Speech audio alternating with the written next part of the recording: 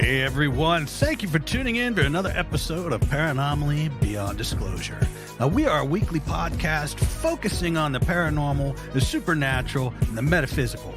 Now, join us for thought-provoking discussions on paranormal phenomena, conspiracies, and all things unexplained as we talk to researchers and investigators about ghosts and hauntings, UFOs and aliens, urban legends, cryptids, and so much more. Please be sure to like, subscribe, and follow to receive notifications when new content is made available. You can also visit us at www.paranormalypodcast.com for more content and information, including all our social links. I thank you again for watching and or listening, and we hope to see you for the next episode of Paranomaly Beyond Disclosure. So grab yourself a drink and a snack. Turn the lights off on the way back.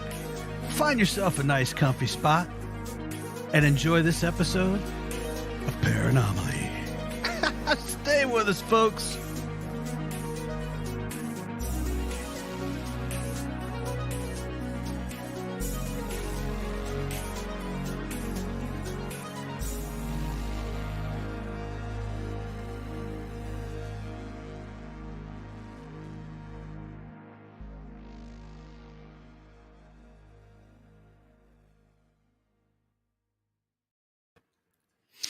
Hey everyone, thanks for tuning in with us tonight. We have a great guest on. His name is Jeff MacBurnie. He is the owner of Mount Wilson Ranch. He bought the property right from Robert Bigelow, and it is thought to contain mysterious tunnels that lead to a buried UFO. We're definitely going to find out. Jeff, tell us a little bit about yourself. I've been basically the owner of Mount Wilson Ranch for 17 plus years now. And like you said, I bought this directly from Mr. Bigelow. I bought it without really believing what Mr. Bigelow had told me directly about the place, but over the last 17 years, a lot of what he said was true. A lot of the things are unbelievable around here. From the skies to the ground to the energy in the air. It's a unique place. Did Bigelow tell you when you bought it? Did Bigelow give you like a rundown of, now, just so you know, I mean, did he say something? I mean, or what did he tell you prior to buying it about the ranch? Uh-oh.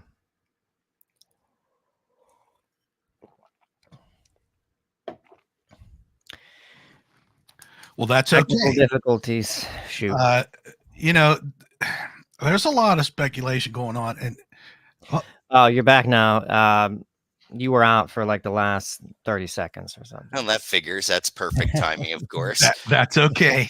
Anyway, Mr. Bigelow, basically, he did tell me that there is a portal here that lights, you're going to see lights that go in and out of the mountain. Huge ones, small ones, all different colors. You're going to feel things. He said it's an interesting place. He didn't elaborate exactly what's going on, but that's about what he told me. So what was your reaction? I mean, were you like, I mean, did you know nothing? I mean, were you just going to buy just a ranch on a piece of land? And then he tells you, oh, by the way, there's a portal on the land. I mean, I listened to Coast my whole life. Okay. You know, I did a lot of work for the test site, so I had my inclinings. I mean, but no, I did not buy this for the reasons he told me about. I bought this basically because it's so far out in the middle of nowhere, like the perfect place to get away from society. Right. Okay. Yeah, and you have that ranch. It is it's like a tourist thing too, right? I mean, you have gold mine stuff going on. You have yeah.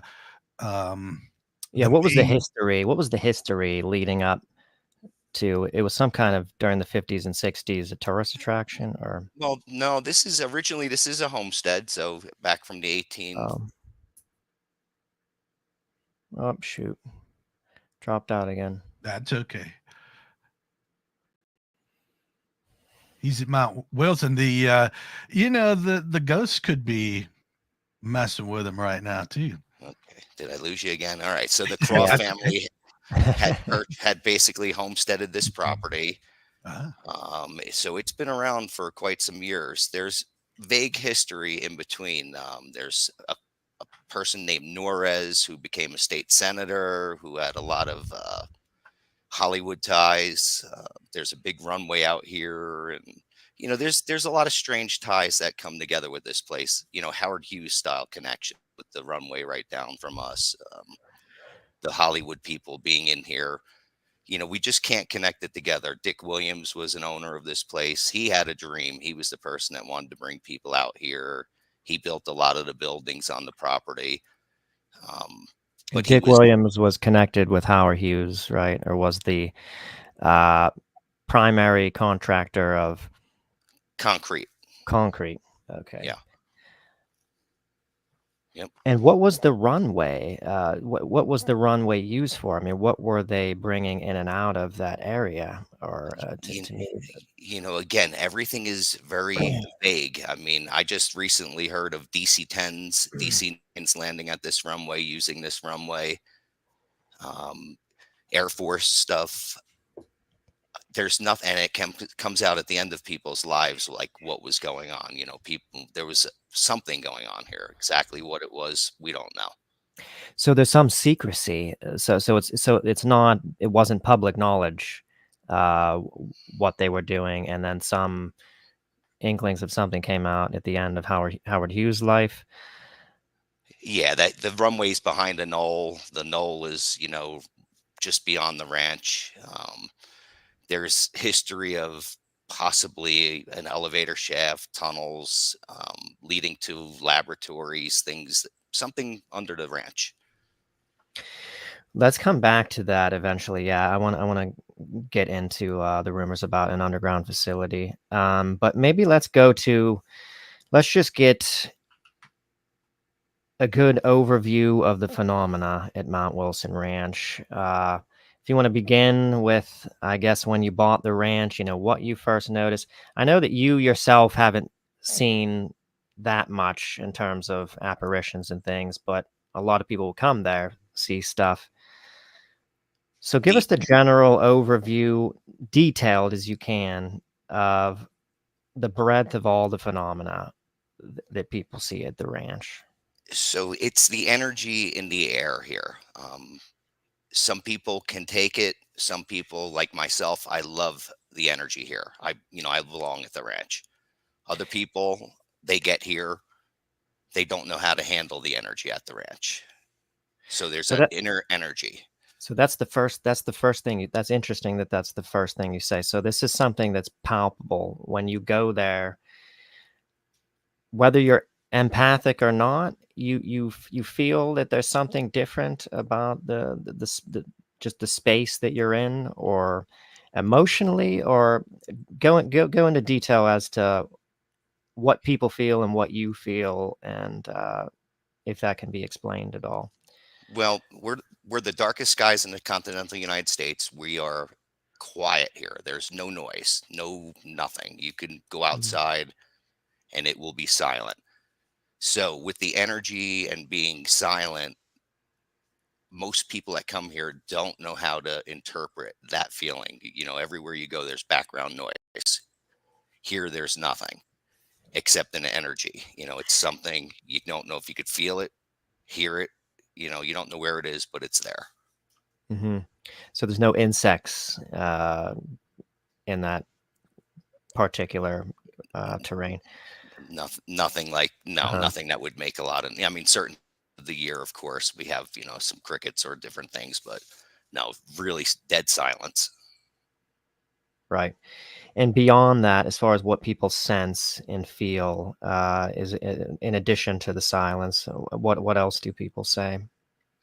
Well, they definitely feel a presence here. There's something, it's interpreted. We've heard of it. It's written in a book, Forbidden Science. A tall Native American spirit / a shaman. So we have an entity that's around here that basically People see him, people talk to him, people are able to converse. I've had, let's say, gold miners just randomly come smashing on my door in the morning going, "What happened to me? Like, what was that?" And why don't you talk with this guy? Why don't like this type of thing? So there's and he's written about. He's in petroglyphs. He's the shaman of the lands out here. He's like a protector of the land, and he definitely shows up and lets people know he's around and he's protecting something. Now, any idea, what Native American tribe he belongs to, or like what did the petroglyphs? Scientists who have looked at? I'm sure there's been scientists who have looked at the petroglyphs. Who made the petroglyphs, and what's the lore, behind all that? Paiute, early man, even before that, going back into the 11,000 plus year period. But then the Paiutes after that have all noted this entity. He's a protector of the underworld, as it said. So that's interesting. So we're talking about you're talking about early humans, like BC era humans, like Early. or Ice Age, or Earliest recorded humans like that they have in petroglyphs here are around 11,000 to 12,000 years old. Over so in like Ice Age era. Mount Wow. Irish. So there's petroglyphs that are that old that indicate this entity, this shaman. Yes. That's interesting. That's very interesting. So this is something, whatever this is. I mean, if the shaman entity is sort of central to the phenomena at Mount Wilson Ranch, this is something ancient. This is really ancient. This is as ancient as it gets. I mean, if it was talked about, I mean, that's that's essentially the dawn of man, or close to the Ice Age peoples. Well, if you go into, what some of these scientists have been telling me, this goes back, Mm. 70 million years. I mean, there's numbers that get put in here that are incredible. Volcanic events. Apparently, there's a complete volcanic event that took place in between and underneath of this volcanic sheet is what apparently there's something buried underneath of it. In other words, In the broader region, or right at the Mount Wilson Ranch area, this volcanic event? the whole region around here had huge volcanic events, super volcano style events 25, 30 million years ago. So after that, before that, the object here is apparently 70 million plus years old. And early man people have been coming here to worship it. We find a lot of ceremonial um, items. Some of them have been dated back to 4,500 years intact, sitting here just basically Mhm. under the ground. So something old and ancient and has been, people have been coming here for a long time. Okay, so that's where we were me and Todd were having this discussion earlier. We were wondering, was there some kind of catastrophic event? Because the question is, with these locations, and it's really the same with haunted houses and other locations, where you have a lot of paranormal anomalous activity. Usually there was something that happened there, uh, catastrophic, which for some reason or other, I mean, it's really unclear to me, the physics of this, but there's something about uh, negative emotions and any kind of event where there was a lot of sort of uh, emissions, negative, thought emissions or emotional emissions, seems to do something to the space-time, the fabric of space-time or something. This is something that clearly there's a correlation with. you see this in so many places. You know, if there was some kind of battle or something like that, you have this bleed through. It seems like I like to describe it as of something from some kind of interaction or phenomena from seemingly an adjacent dimension or something that sort of comes through in this area. I wonder, and if you had any discussions with anybody, that the volcanic event 70 million years ago, whether or not that is the main thing, that maybe there was some kind of tremendous event, even if there wasn't humans, or any kind of intelligent life 70 million years ago, there was certainly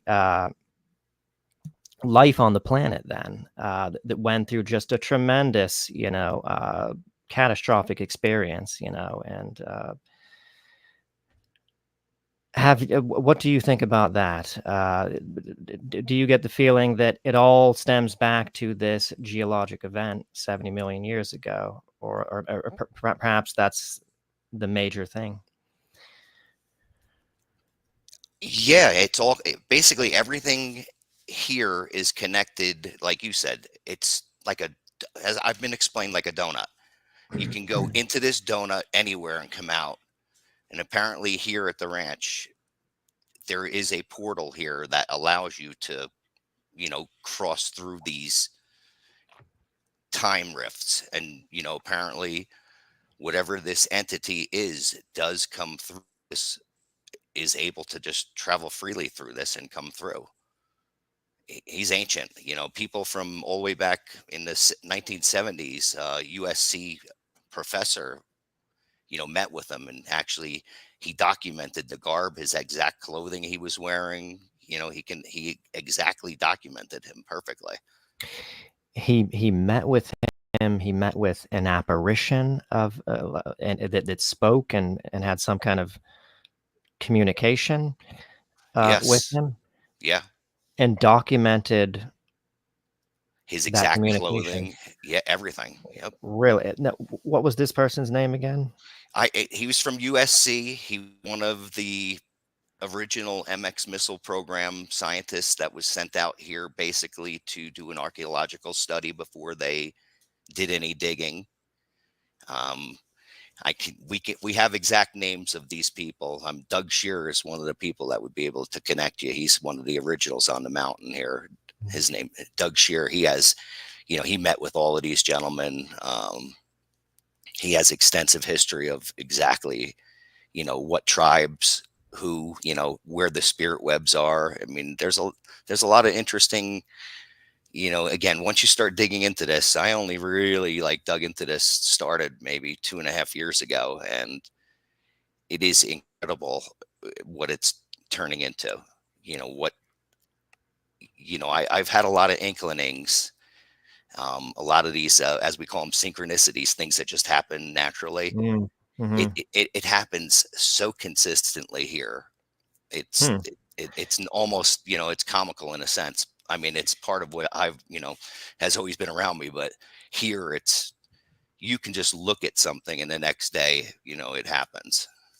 I mean, I have, yeah, it's really incredible. I mean, I can go into stories upon stories, but the best story ever, the best reality that ever took place was within the last month here. And exact. If you question anything, there's no questioning once, you understand what happened. And what is that? Do you want to go into that? Yeah, I'll go into it. It's a cool story because, it's one I'd love to let out because it's absolute, and it's beyond what I would understand, or you would. I think anybody would really understand in this level. But we had 2 women from Australia coming out, and they were booked for 6 months in advance.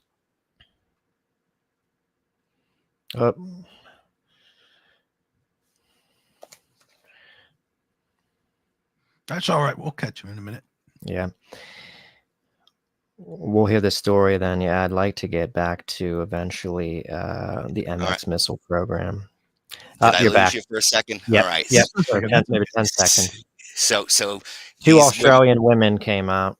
Yes. So 2 hours before they get to the ranch, I go out for a walk because I have something now in my head.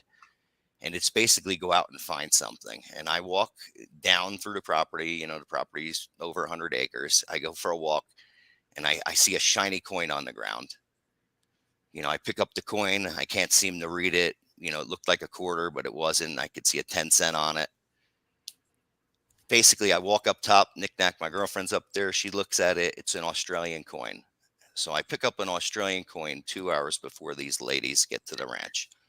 Which that is in and of itself. I mean, just finding an Australian coin alone in Yeah, Nevada, is that's not, something, that, I mean, that's, what are the chances of that?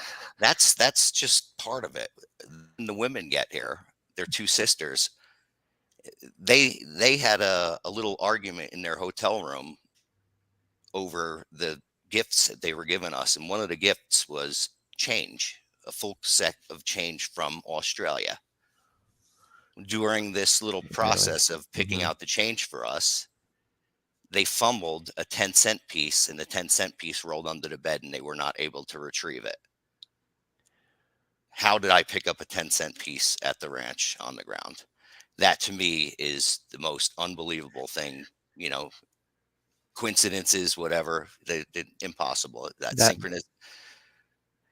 that's an incredible synchronicity. It wasn't the same 10-cent piece, like something weird didn't happen. Like it was the 10-cent piece that you found wasn't the same 10-cent piece that they brought. Like there wasn't some kind of weird portal transference of the coin, right? Or it was a different 10-cent piece, but the fact that it was 10 cents, and or Just imagine that alone. And then, again, was it the 10-cent piece that rolled under the bed? Regardless, it was a 10-cent piece oh, that so was you found on the ground. right, yeah, you never found the 10-cent piece under the bed, and No, that they disappeared. argued about it. They Yeah. had a funny joke about it because they had hated their experience in Las Vegas. So they said, just leave it under the bed. When I told them this story when they got here, they about, the look that they did to each other. Um, it was incredible for all of us involved, every one of us. Now, Jeff, do you know, is there any ley lines on that property? We're a hub. Okay. Yeah, we're a hub of ley lines. Okay. So there's a vortex or an Indian, what they called medicine wheel, at that location. Yeah, up on a bluff above us, there's two of them. That's interesting. Wow, so that is a crazy synchronicity. Was there any more to that story? Or I wanted to come back to the portal that you mentioned. If there's no more to that story. So with Skinwalker Ranch, okay, Terry Sherman would notice this sort of orange nebulous kind of mass that was kind of the size of a sun, that would show up sometimes, but you could only see it from certain angles. Like he said, you could go down to the highway and then you wouldn't see it, and then you come back on the ranch and you could see it again in the sky. He would view this through the telescopic lens of his rifle, and on some occasions was able to discern what looked like a sky, it would be darker, dark late in the evening, and he'd be looking through this thing, and it would look like there was like a daylight sky in this sort of structure. Has anyone ever in the history of Mount Wilson Ranch seen anything similar to that? Or has anybody seen anything that you relate to the portal? Or has there been any observance of anything? Or what's the whole crux of why people think that there's a portal? Well, Mr. Bigelow recently, he was on Jeffrey MacBurnie, and he actually spoke about it a little bit. But I could say David Rockefeller, a younger David Rockefeller, was at the ranch maybe 4 years. Oh.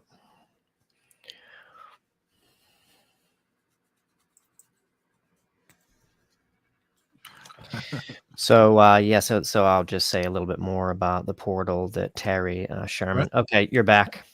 Okay, so the portal is known to be here. We have some of Bigelow now runs an institute called the Bigelow Institute of Conscious Study. Bix, right?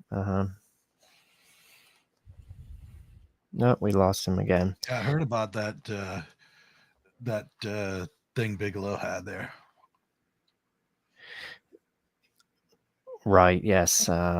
Yes. I was actually just watching a Mishlove. There's actually 5 Jeffrey Mishlove interviews with Robert Bigelow. And they're all very interesting. I'd recommend Jeffrey Mishlove's channel, New Thinking Aloud, to anyone who's interested in that. Yeah, But yeah, and when he did speak of the ranch, it was only in like the prelude to when he was going on his podcast. The first 7 minutes he actually spoke. They were speaking about the ranch. And was that? Oh shoot, we lost them. Darn.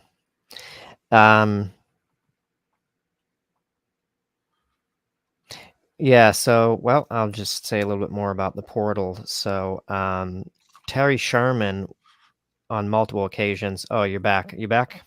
Yes. Okay. Where do we leave off? I can't. Yeah, I'm unsure where we're glitching out or where it's kicking off. As soon as I get to say something good, I see the screen go out, and I'm like, "Are you kidding me?" Maybe there's a reason for that. And there could be. They certainly have the capacity to interfere on the technological level. That's and right. stuff, and it's completely possible. And we should take a note of which things, which subjects we tend to be glitching during. So let's see But what did he say about the portal in the Jeffrey Mishlove interview? He I just didn't said see that one. there is a portal here. It exactly what it is. No elaboration. Just there's a portal. It confirmed what he had told me. And that I had told people over the past about this place. So for myself, it was a good moment. I was like, whew, at least it doesn't make me look like a fool because yes, it's known that this was here. A lot of this. A lot of remote viewers that they would come here because apparently it was very easy to do their trade here. So what would the where did the portal go? Where does it go? Just anywhere if you know how to do it, I guess. I again, and I don't know. I only know that there's a portal, and I know that this entity comes through it, and he's come through it for enough that he's written in stone. He's old and he still comes through. He makes his appearance regularly. I call him my protector as well. If I get somebody around here, he basically bounces them out of here. What kind does anybody, can they tell you what kind of entity this is? Is this Native American entity? I remember you saying about shaman. Yep, it was a Native American. They think it's a Paiute or a Shoshone. Okay. So a lot of people see him in the same garb or same clothing. I've been told he always. I was told before I was here, and then from people that come here that don't know anything about this. They come here basically. I don't tell them, to expect this or that. If they're gold miners, they're just coming here to gold mine. Mm-hmm. But when they explain it, he's tall, he's in, native clothing. There's no he's not like mean or anything of that sort. He's just basically watching over and looking. And some people that can talk with him, he'll talk with them. And apparently it's like good stuff, nothing. Bad. That's what I wanted to get to. Yeah, I mean, what is his intention for appearing to people? But and did he not scare Robert Bigelow? Did not Robert Bigelow have an encounter on the ranch with that shaman and was scared off there? And wasn't that one of the main reasons why he left the ranch, or was it something different? So Mr. Bigelow apparently will not talk about this subject. He's still alive, so he can I would love to hear him talk about it just so we can all know about exactly what happened. But we had his right hand man lived up here on the mountain. He knew about what happened. There was people from the phone company that were here the morning that after Mr. Bigelow had this encounter that can exactly explain what happened. But this thing basically threw him out of here. Whatever he or they, whatever was going on here, was not like accepted. This thing is about Earth and like, the whole connection to Earth type of thing. And whatever was going on, apparently, again, until we hear otherwise, until Mr. Bigelow hears this and says, well, that's a bunch of crap. Mhm. This is what happened. He was tossed out of here by an entity from another either dimension or from the other side of a portal, something, whatever they were touching, and it's still here. Has there been any connections of skinwalkers on that ranch? We're not really, so this isn't like Navajo territory, so we Right. can't really say skinwalker, but are there protectors or things that, maybe a shaman could conspire or make up? Yeah, definitely. Okay. All right. Yeah, I was just kind of wondering if there was like some kind of a cryptid type creature that was there causing lots of trouble. Yeah, let's get into that. Is there any sightings, Bigfoot sightings, or any kind of cryptid sightings, or any kind of is it similar to Skinwalker Ranch in that sense? Is there sightings of physical looking entities or creatures that people witness? I'm back. Sorry. So we do. Can you guys hear me? Yeah, I can hear you fine. Yep. So we have an archaeologist working with us he's working pretty heavily over at Skinwalker Ranch as well. And the connection on the deeper end, like going way back to ancients, is definitely part of whatever is going on here. Cryptids, that whole idea, something deeper. So do people witness cryptids and or Bigfoot and anomalous creatures Well, in or around the ranch? When Katie was here, we had a cool experience. Katie Page, with footprints in the snow out of the clear blue up by that circle that we were talking about. Yeah. A lot of grunting in the woods of different sorts from people. We have a lot more people coming out these days, and they're recording interesting things out in the woods. And is there Bigfoots in this range that people have talked about? No, but are there mutilations and things of that sort throughout this whole Lincoln County and this whole area? Absolutely. This is a wide open area. So there's not a lot of sightings, actual sightings. People hear things and see footprints, but not a lot of sightings. But there are cattle mutilations. Cattle mutilations still going on current day? I mean, let's say probably 5 years.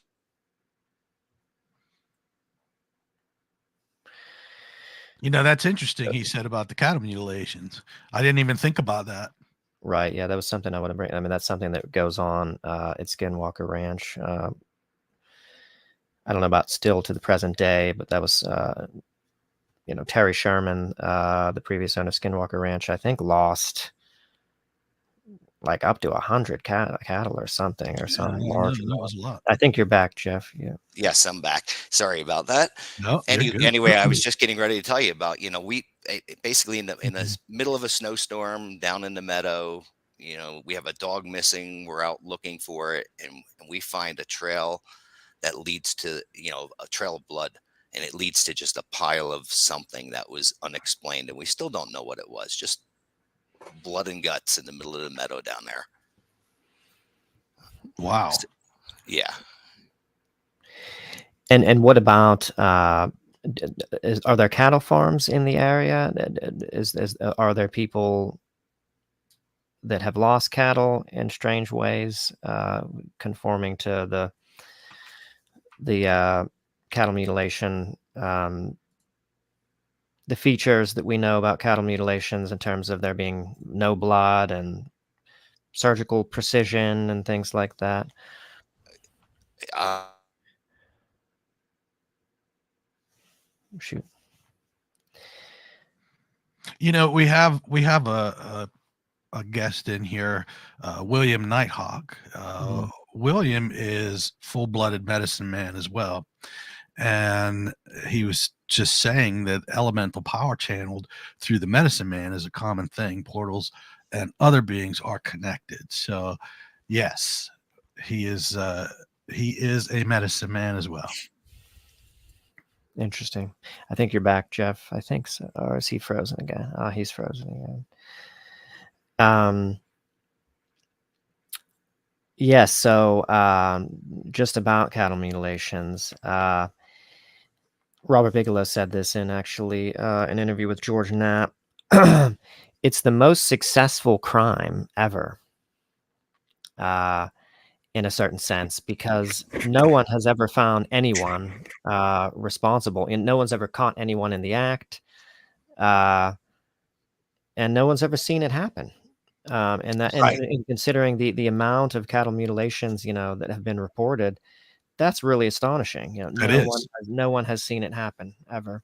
I think you're back now, Jeff. I'm back.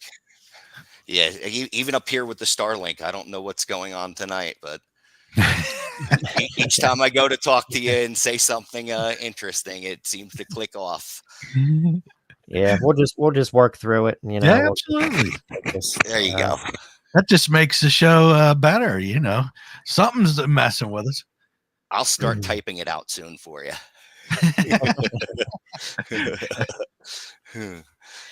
But cattle mutilations, I think they're trying to glitch us on cattle. We cannot get the answer to this. Any reported cattle ranchers in the area? And are there any? We have range cows that come through here all the time, and there are cows found dead all the time. Can you exactly say what the deaths are? It's dry out here, so these things dry out pretty quick. They are. They do look like they're bloodless. Do they? Yeah, and that is the thing with cattle mutilations. You have to, in order to be able to make any kind of determination at all, you have to find the animal quickly, or A lot of wild maggots. horses out here too. Yeah. Right. Yeah. Let's shift to. I wanted to ask you about, just real quick before we move on to some other things. What's the geology, and is there's something about that some people feel about the gilsonite deposits on Skinwalker Ranch that may have something to do with the phenomenon? Is there anything in any of the investigations that you've been witness to, anything about the geology that anybody has found unusual or anything like that? Aside from, I guess, the volcanic activity, which you did mention. Yeah, the volcanic activity is definitely the big part, because they're thinking that there's either volcanic tubes or caverns similar to like Lehman Caves just north of us underneath it here. We do have Craw Creek running through the property, which does run through a fault line. That fault line is very minimal. Recently, we've found in the old seabed, we found a gold deposit in there during the filming of one of the Skinwalker Beyond Skinwalker shows that we were doing. So there is a lot of geologic activity. The ground, I'm told simply there's metamaterial on this property and I have to find it. That's what I'm told. And what's your understanding of what that means? Metamaterial? Again, it means materials that are not made from this earth. We didn't make it. Somebody else made it, or something else made it. And apparently it's dispersed on this property. Now, is that in reference to potentially the downed UFO or the crashed UFO? Yes. Okay. So the metamaterials that you're referring to are pieces or fragments potentially of the craft. That's what I'm being steered towards. That's really what our focus is right now, looking for materials that, that we don't know what they are. Okay, and let's introduce us to the the rumor about this crashed UFO. Where does this come from? What's the whole full story about this, and how do you know uh, that this is there or potentially there, and etc. Well, Bigelow, first off, he said that there was it's been called a bunch of different things: an alien mining operation, or an ancient slash civilization, something that's under here that was so big that there was no way to even consider moving it. It was just huge. Now, the idea of the craft, there's one of the NID scientists who has, basically he was up involved with the Wallkill Valley in upstate New York and Pine Bush, where these TR-3B craft were coming in and out of underneath this cemetery, and they knew, they documented them, they would record them, they would, they actually had the engine noises, the noise that these things would make, the cloaking availabilities. Anyway, he was brought here, and he said basically the same thing that's under there is under here, and it comes and goes. We've actually heard it, through the audio recordings that we've been provided. It's still active. It actually comes and it goes, makes this noise, and A noise that's audible that, that you can hear with your ears at the site of the ranch. And you said that you have an idea of the particular location, that it's in the main meadow or something like that. Well, we've had a lot of tests done over the last 2 years, since we've really started digging into this. A lot of ground penetrating radar and um, different devices. And basically, there is an object down there, starts at about 200 feet down and goes from there. It's a pretty that big object. and you can discern from the ground penetrating radar analysis that it's something anomalous, that doesn't look natural, or what can you tell about its composition? I mean, does it seem Well, what can you know from ground penetrating radar insofar as the I, material itself? I could tell you the people from Terra Exploration Group, the Leonards, they're like 3 generations of, that's what they do, is they go around the world looking at different places. And he told me, older Leonard, Bob, he gets me and he's like, listen, out of 100 times that we do this, 99 or nothing. You're one. This is, whatever that is, it's big and it's there. So, in other words, he's done a lot of ground penetrating radar work in other areas, and he feels that what he's detecting underneath the surface is something unusual that he hasn't run into often. Is that what you're essentially? Yeah, Yeah. exactly. Yep. Jeff, do you think that there's any kind of I don't want to say trouble, but do you think there'd be any kind of negative impact for you to dig to see what would happen? I have to do a lot more before I just dig. Digging is like, that's just messing with the land. I'm not into messing with the land. I'm more, I kind of like love the earth type of thing. So I Yes, don't need to yes. mess with, if this is way higher than, myself or, us. I don't want to just go and become like a Bigelow where, I'm chased off the land because I'm doing something not right. I don't know exactly what's going on, there in that reality. I just know that early man has been here, early man was here, early man still seems to come through. Um, the things that we're hearing from, whether it be the psychics or, just the people that we have involved, nothing is bad. It's what is being done to it or done that's bad. So it's reacting to something happening to it, if that makes any sense. Yes, So, absolutely. Yes. so no, I don't want to just dig. I want to, be cautious as I advance, but knowledge is like the key. Ki- Yeah, because I would And think you're only going to be able to so much, like with ground penetrating radar. They could say, okay, well, we know that something's down here. We don't know what it is, but we know something's there. You can only go so far before you have to bore a hole down there. So the meadow is one story. I mean, if you watched any of the other things we've done, we dug into basically we had a big sinkhole take place, and we dug into that. Now we have, and that's 30, 40 feet deep. Plus we've drilled 8, 10 drills into it. Looking into what was done with this hole. We're looking for an entrance, basically. We pulled out military pieces of equipment, things Wow. that just, again, there's things that just don't make any sense why they're buried, other than the fact that, Mr. Bigelow asked that they be buried in 2005 after this whole incident took place.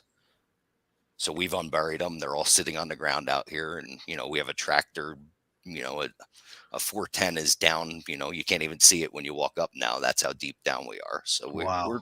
we're plugging away at it up top. We're not on where this object is. Right. Right. and what kind of military equipment did you dig out of those holes? And I mean, this is just really strange to me. A remote ranch in Nevada, but you did say that there was some kind of MX missile program, or there was some kind of government project or something that occurred on the ranch in years past, or Well, the MX missile program was part of the Star Wars program, where they were going to put an underground train that was going to transport nuclear warheads that could pop up anywhere at any time. They found too much ancient and, artifacts here, where this wasn't a suitable spot for them to go digging around and doing their thing. So they stopped that whole idea of a project here. Apparently, or that's apparently, or was that the cover? Because you have to wonder, that could have been, part and parcel. Whenever we install this, we're going to put out this story, that we couldn't end up doing it, and because obviously, that would be highly classified, if they were moving nuclear warheads down there. And Jeff, Uh, I have some photos, Jeff, that you sent. Definitely, if you can clear these up for me. all right. So this piece was found in that scuttle pile, I call it. So that was for some reason that was buried on the ranch. That's an old world something. It's just a fixture that makes no sense at all being here. do you know what it is, or its function, or It I, looks to I be a light, like an old city, like a street light, like that type of thing. But again, if you look at that picture right there, look at the rust on it. Nothing in Nevada rusts like that. If I was told that there's a cavern under here and it's lit up like a city street, was this one of the city street lights that was in there, in the wet cavern? We found a lot of drills in this hole, a lot of dewatering pipes, a lot of stuff that just makes no sense. Katie Page plays a role in this too. Again, I could say, because she had a great interview with, what's his name? Earl Grey from down in Southern California, about the idea of there being a Howard Hughes connection and this street lamp being part of this inner undercity thing. Yeah, Yeah, and when we had her on the show, she was just saying that she was really running down the rabbit hole with him, and she's awesome. She is an awesome person. She very knowledgeable, but when I started talking to you and getting your bio stuff and looking you up, and then learning that there was a connection with him on this ranch, I'm like, what's the connection? That is so interesting. Why was he at this ranch as well? exactly. I mean, this light is really ornate, you know. I mean, it's not something that was built for a utilitarian purpose, you know. Like if they were doing, some kind of stuff out here, drilling, holes, to put, just some kind of rail system in. I just don't, I mean, that looks, it's fancy, it's made to, Right. look, uh, like something upper class almost. So it's definitely, is there wires in there, or is that how you know it's, or what's that No, coming out of the top of it? Is that where the sort of so bulb that would be, or this? yeah, that's a big like that's a base for like a ball, and then on each side of that would be like sconces and like lights on each side. There's huge ceramics. There's giant.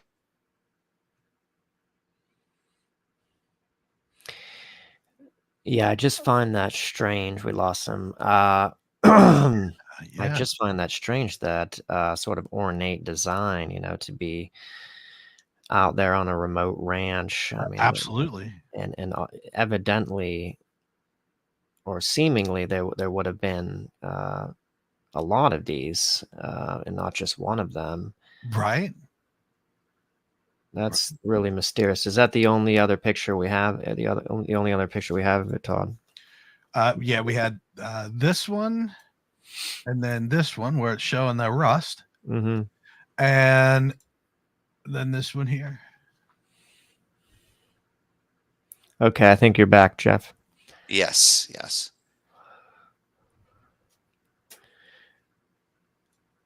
So no one's been able to identify it. Just to conclude on that strange lamp, no one's, no one knows anything about it, as to, who made that, or was it, a design, that's been reproduced elsewhere, or. I'm back. Oh, okay. Before we, okay, well, let's move to this next object here. Did you find this underground? And this is quite strange. So this is an interesting one. The Doug Shear guy I was telling you guys about earlier that knows all the history that's been out here since 1979. Him and his son built this model. This is a tester's model kit, and basically it's the Manta Ray. Apparently that's the ship that crashed in Roswell. Oh, wow. Hmm. Yeah, if you look at the neck, I think I sent you a picture. Yeah, right there. That'll actually Yep. tell you. Like in all the pictures I've ever seen from Roswell, I never saw a craft looking like this until I saw this. But then apparently, what is underneath of Mount Wilson is this exact object. This is what I've been told is under here. It's called the Manta Ray. It's this Oh, exact. wow. Yeah, and that's what's funny because in Roswell, what do you always see? A disc, a thing that goes like. Yeah. Yeah. Well, look at this thing. Did you ever? That's why I love this. And then when you go one step further, look at the tiles underneath there, and that was from the 70s. That model. Wow. So that's Tester's model kit number 555. If you look at Tester's model kit number 556, it's the crash site. Take a look at that. It's really neat because Roswell apparently is like just big old open desert, but the crash site has like rock bluffs that look like Mount Wilson Ranch. Pictures where we Wow. have Bigelow and Hal Puthoff and Tim Ryan standing in front of. What would be the odds that Tester's model company would make this? This is an incredible thing that, in all my little research, this is the best thing I ever found because I never, and it took Doug Shear to bring it over to my house to show me this. And I went, what is this? And take a look at if you go on to the, Northrop Grumman, DARPA, they just introduced a new thing into the world that's called the Manta Ray. It looks exactly like this thing. Wow. Yeah, and we have a sea version, we have a water version, we have a air version. So I'm very curious as to this thing again. That's why I love getting this out there because Why does Doug Shear think that that's the craft that crashed at Walmart or Roswell? Excuse me. how does he? Where does that information come It from? it it says it right on the kit, right? If you zoom in on that picture that has the writing on it, it says that's the Roswell craft. Yeah, go right. Oh, okay. So go back, zip to there you go. Zoom in on that if you can.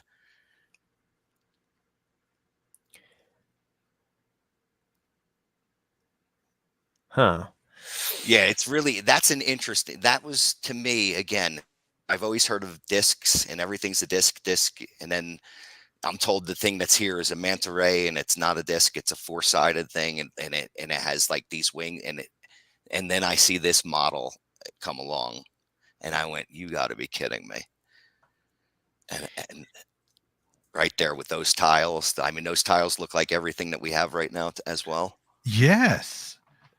Yes, that is interesting. You know, So yeah, I mean, they have been everything's a known smoke to, screen for something. I don't really know right, what's. Yeah.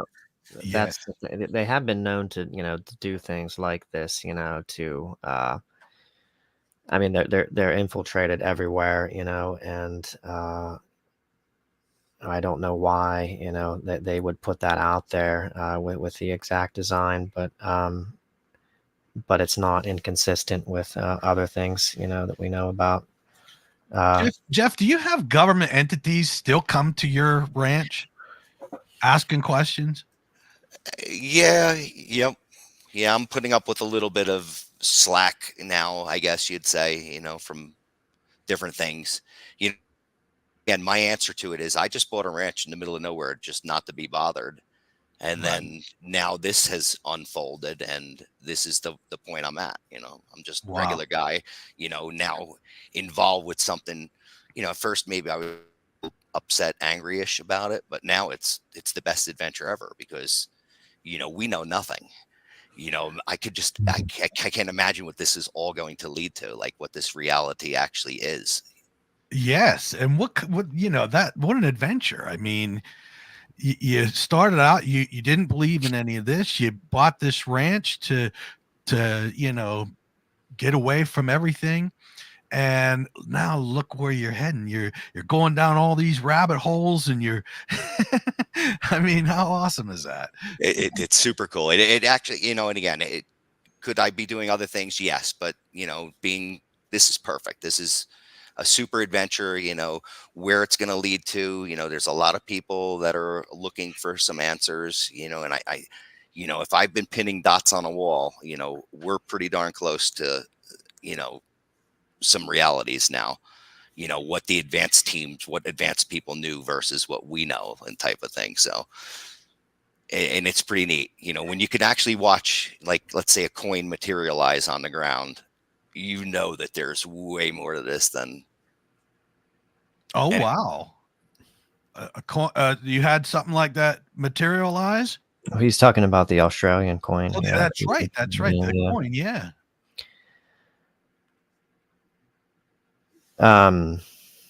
I'd like to get back whenever he comes back here to who from the government came and talked to him. I wonder if he's able to divulge that. Are you back, Jeff? So who has it? I've been on the phone with four-way phone calls with doctors down in Alabama.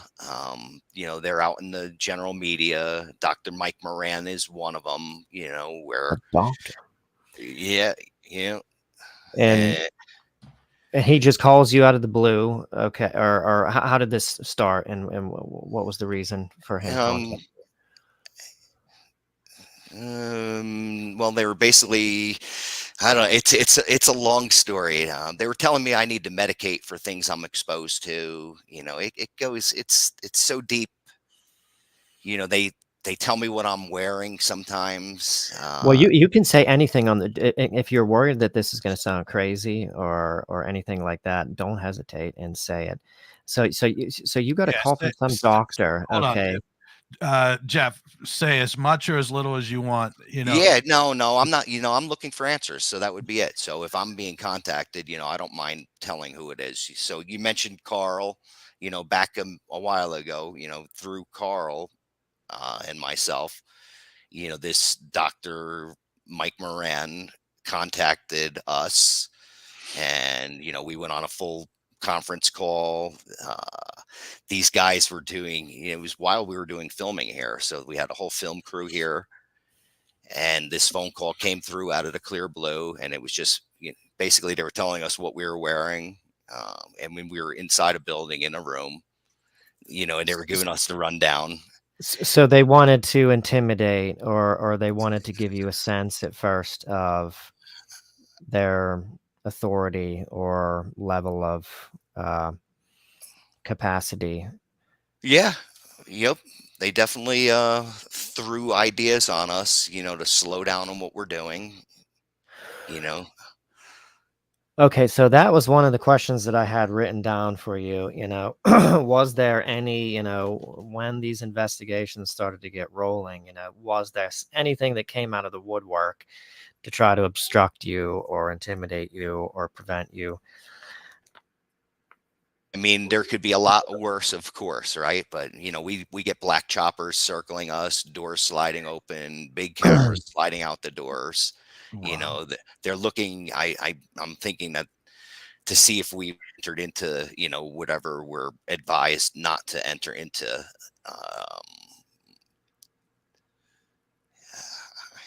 Yeah, I don't really even know how to even explain it exactly. Did You they know, say to you? Did they say to you that like to not repeat any of this?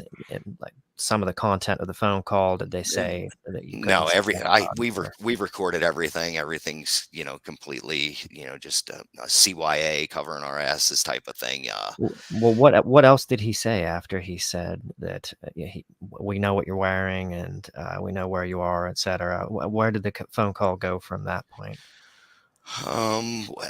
When we get into the underground, make sure you wear your respirators and your hazmat suits. As if they knew of something that was down there. Oh yeah. Would that be for like radiation exposure, or anybody have a clue? Don't know. I mean, we go in a lot of mines. I do a lot of mining, so we bring a lot of different devices with us when we're going into the mines and what have you. But this was just. Go ahead. I was gonna say, and did you say, why do you say that? I mean, what I mean, did he give any further explanation as to why you would need respirator? What else? He said you needed respirators and. Well, again, it's all a story, so who knows exactly what it is, but there's Or whether he laboratory. was just trying to intimidate you and make you worried and like, have second Oh, thoughts maybe about digging. well, there's a laboratory underneath of here. In the laboratory, I'm going to find things that I don't want to, apparently, and the That's what things could be dangerous. that's what he said. Oh Yeah, yeah, that and see that would make sense because didn't you just say about a hazmat suit, Jeff? yeah, I did. Yeah, yeah, that would definitely make sense. This revolves back to, let's say, Katie and things that she may have been or may not have been. There's a bunch of the characters that are involved, everything that's involved. Whether they took an entrance that was a natural entrance, or an entrance that they made and just blew it off and scuttled it, and then they just enter it from underneath now. We hear things all the time. It's almost like there are trains underneath of here. There's movement. There's stuff.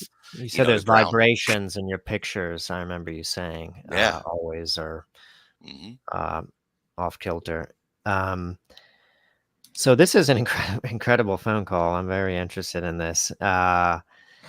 Did he identify himself? What else did he say? He said you're gonna break up and you're gonna hit this laboratory. He called it a laboratory, and Yep. then he said you're gonna find stuff, and that stuff can be harmful. Or was he telling you don't do it, or was he just saying this is what's gonna happen? You need to wear respirators and stuff like that.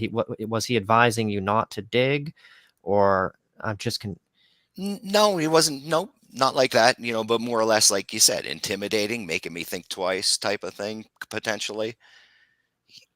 Again, we're still digging. That's what I could say. We're gonna. That would be really interesting if there's a P-51 Mustang with jet engines on it underneath of here, like was said. is that something else that was said by him? on that phone call. That's something else that was said in between all of this. Yeah. Yep. And that would make sense of what this piece of military equipment is that could transport something like that. It makes no sense other than that. It has 360-degree turning ability, so it's for tight turning ability. So it would make sense that there's something of that sort. We're digging through a lot of stuff. I mean, I have a huge burn spot now that we have. I'm waiting for more archaeologists. Oh. So ordinarily, the P-51 Mustang was a prop-driven plane in World War II, as far as I'm aware. So a P-51 with jet engines is something not conventional. No, that's actually quite interesting to have a P-51 Mustang with a jet engine on it. That would be. No. Oh, you're back. And this is normal around here, believe it or not. People lose batteries, things shut down. It's common occurrence. Drones don't fly correctly. So this is common for, what's happening right now to just shut me down. Right. So you're still digging, you're continuing to dig. Are you wanting to find this laboratory? Or I don't understand why you're digging in other areas, but you don't want to dig in the meadow where you found something on ground penetrating radar that's anomalous. Is that because it's close to close to the houses, and it would be? No, we think there's actually, it would be an old mining technique, believe it or not. And you would go to the high ground, dig down, and then go sideways into what you were looking to go into. So the idea here is that's what's here. Whatever was here, let's say before this level of man was around, let's say the ancients, maybe 700 year ago people, they were able to either come to whatever this is or access it freely, like just go to it. Now you can't get to whatever this is under there. So if there were volcanic tubes, you used to be able to probably go through those tubes and get to maybe the side of whatever this object is.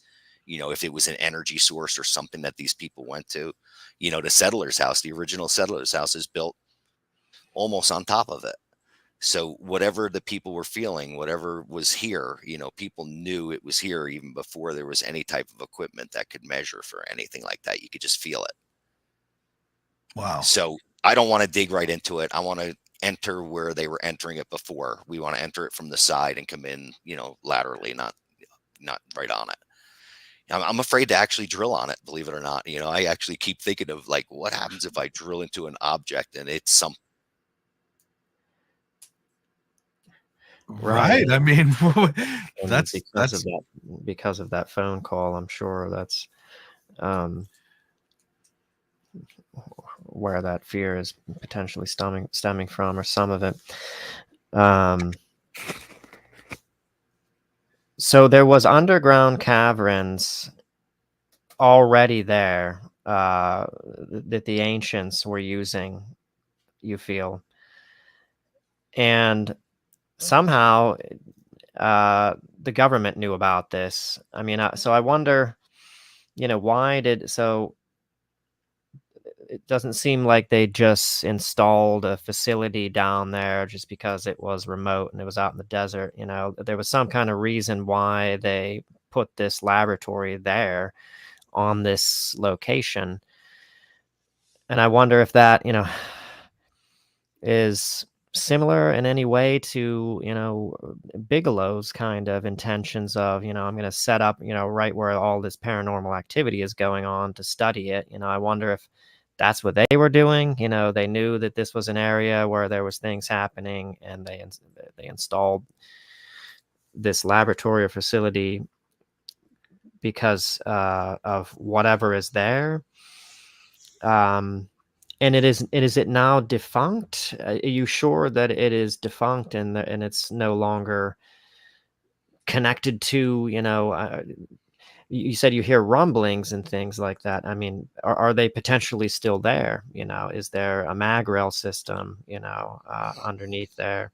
I mean, I guess this is Well, we still still hear unknown. whatever this noise is. Mhm. It's called reverse Doppler. Whatever this is, it still comes and goes. It's not all the time.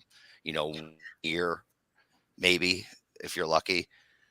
Um, can you Reverse hear it? Doppler in that you hear a sound like Doppler. When I think of Doppler, I think of like the demonstration of like when a train is coming and then when it passes by you, the sound waves A, are different or change. a little different than that. I mean, I'll send you guys an audio file with this so you guys can have an actual audio of what this re- sounds like. But the idea of what this place is, just think of like the test site and Groom Lake, and think of what you know of Groom Lake, what's built there. What's here is apparently similar to what's in Groom Lake, like what they built that whole facility over top of, and what's there.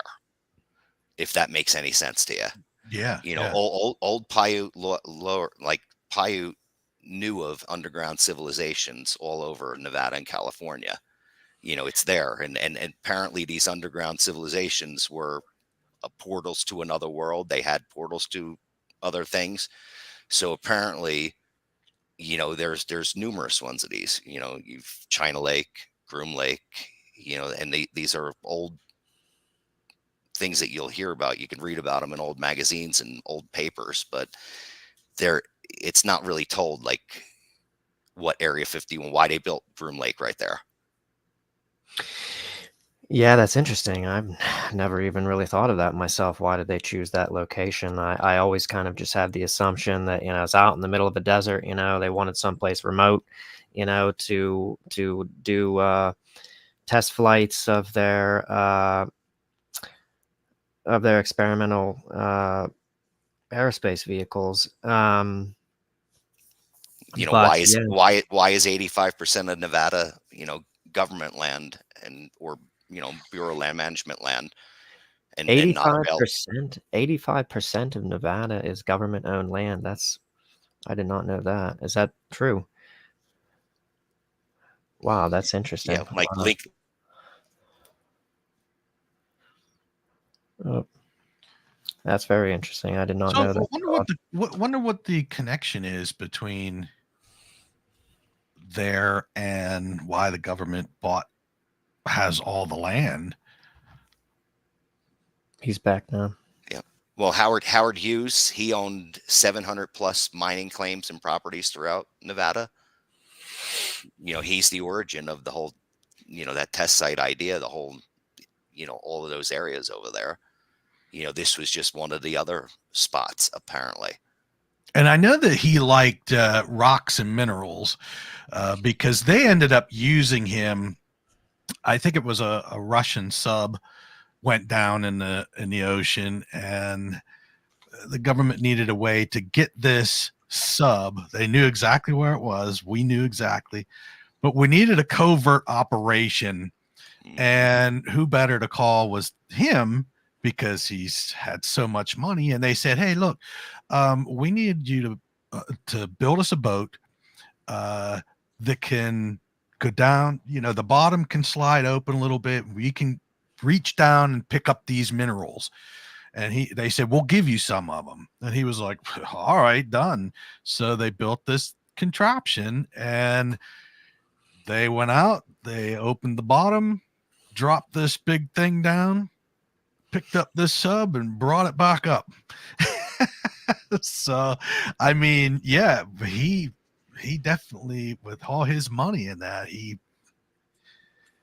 it's amazing. And then you move forward, Hal Puthoff was here. Hal is the things he was involved with, Jacques Vallée, the things these guys, the whole thing with Castro and Havana. Yeah. I mean, how crazy is that? There's a lot of strange and unusual happening around there. Let's get into the UFO sightings, and I know he's seen a lot of anomalous lights in the sky, which head towards the mountain, I think is what he said in other interviews. Yeah, that'll be interesting to hear. I'm back again. So what of the aerial phenomena that is witnessed at the ranch? I think you said that you've seen yourself, I think, orange lights at differing speeds, generally heading towards Mount Wilson and then disappearing in that area.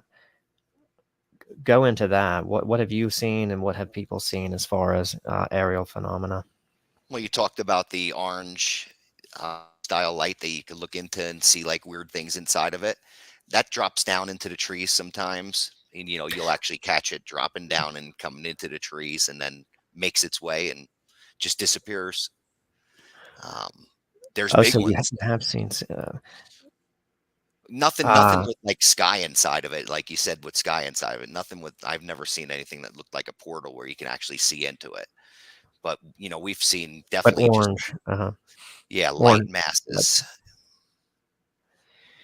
And that sometimes come in close proximity to you at the ranch, or very high altitude, or Right in front of the building, like right in front of the main building here. We'll have things come right down the street. You could see them come up the thing and they'll pass by you, make a turn. They don't just go straight. They're erratic sometimes. Sometimes they'll do a figure eight. They'll make neat movements in the sky, up, down, angles, no Wow. noise. no noise at all, no hum or static electricity or anything like that. Nothing. Nope. Nope. Just and I mean, I have another friend lives, maybe 10 miles north of me. He watched these giant squares folding in the sky not that long ago. And he said it looked like TV screens as they were like spinning in the sky. So Wow. so there are a lot of, and we talked to other neighbors that their families in their history used to go to like the top of the mountain. They used to call it to watch the mothership come out of the ground. So it something's going on under the earth around here. Jim, What we just had Lily Nova on not long ago. She was talking about these square. Remember, she talked about these square Yeah, but I things vaguely remember that, or did she say cube? or cubes. Yeah. But right, yeah. I mean that is something clearly non-conventional. Yeah. That obviously we don't have any conventional aircraft, that would be square like that. And so these lights oftentimes head towards the mountain and then disappear. Oh, I think we lost him.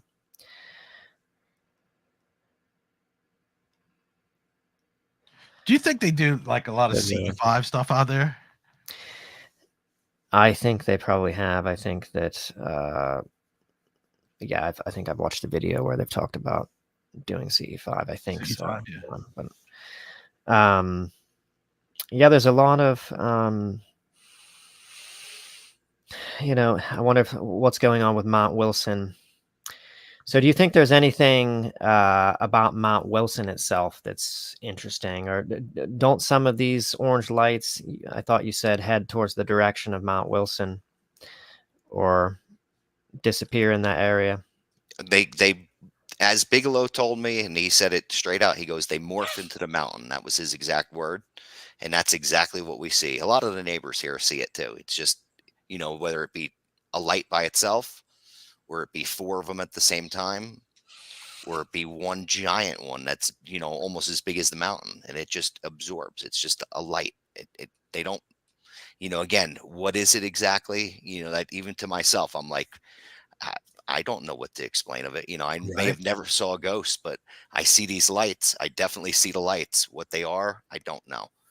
The feeling, there's a lot of interpretation that I'll explain to people. And my explanation is, I don't know if you could feel it or hear it.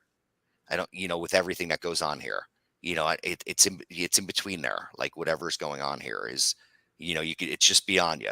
Brent Stone from the Museum of Tarot, he does some of the best testing I've ever, witnessed, let's say. And he said the noise here, right down in that meadow, when he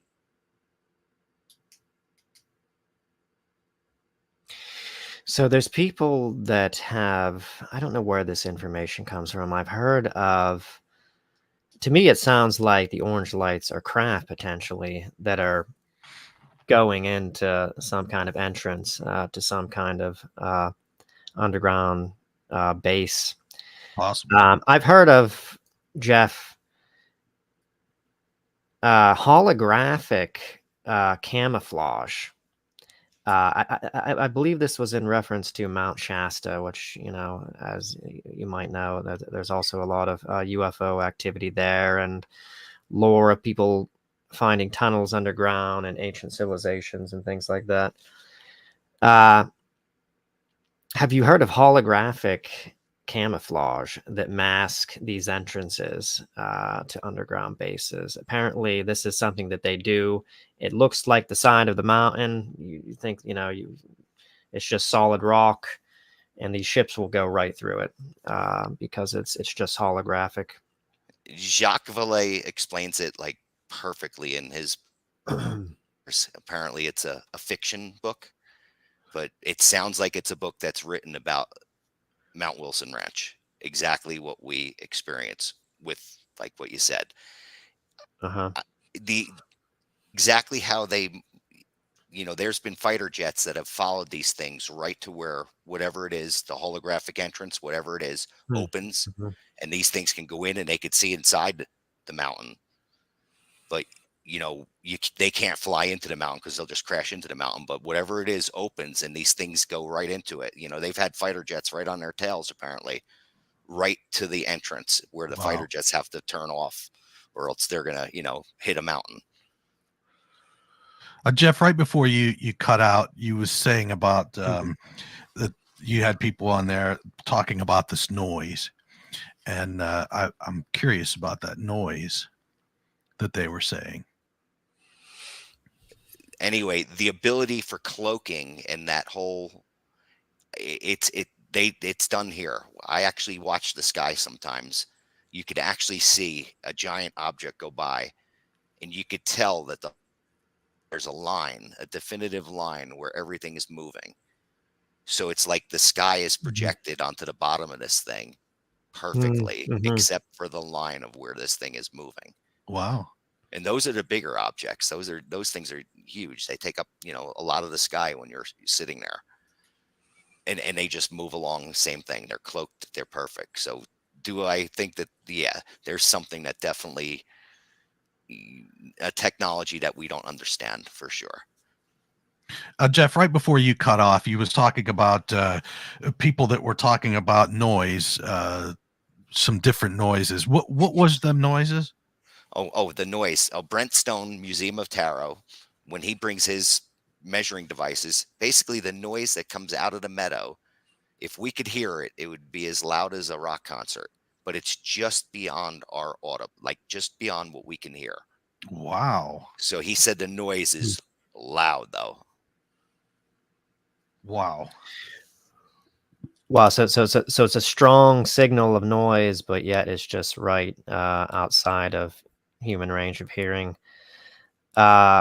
Do dogs or animals sense anything on the property? Our ranch dog is attracted to the meadow. It hangs out on the meadow a lot. But no, there's nothing that we know. I watch for that too. That's one of the things I always think of. After he told me this, and he even had me. I had to have the power company come in and change a power pole because with his measurements, he's like, "Oh, you got to get this changed." There's a bunch of things where his measurements really made a difference and let me, fix things around here. But no, pets, animals, we don't seem to get nothing affected like that. What about other UFO activity? What's the full breadth of the UFO activity? Is that generally it? The orange lights that sometimes come down into the trees or head towards the mountain and disappear into the mountain?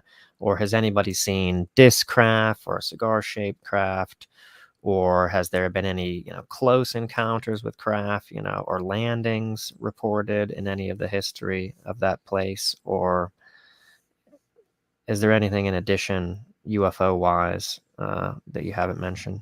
I know just one of the previous owners here that was, she was one of the Bardines. She was an original here.